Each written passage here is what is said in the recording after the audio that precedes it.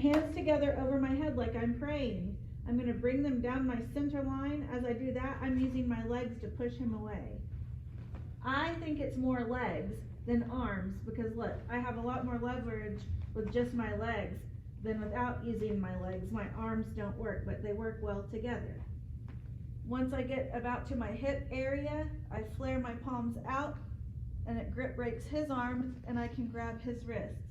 Then I'm going to put foot on the hip, foot on the hip, hip escape, pull him forward, and there's all this tension right here.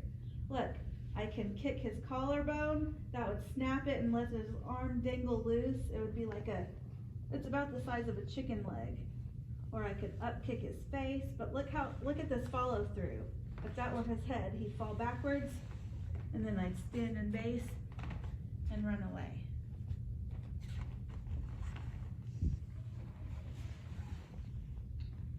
Lock your legs, bring your palms together, slide your arms and legs down away from you.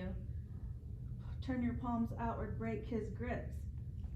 Foot on the hip, 1, 2, hip escape, 3, 4, pull them into you.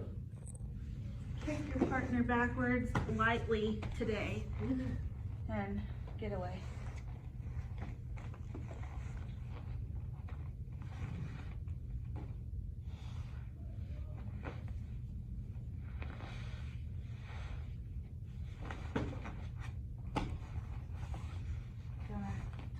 Anything else? Yeah, I think really important is to we've got everything set up kind of like cookie cutter, step by step, and it's really important to memorize the route.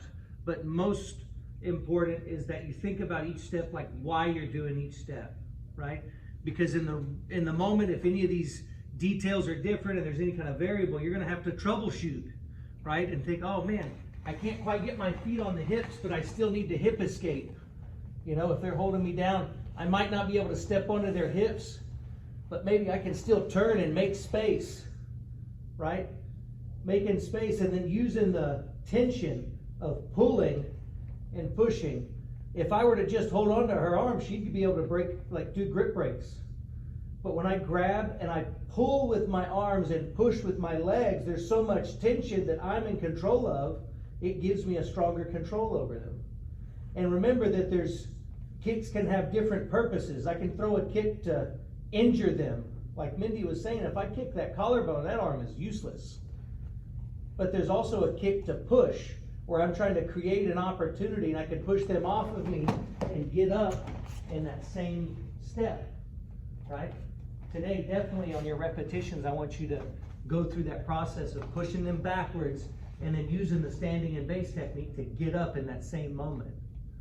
Cool? I'm going to set one line.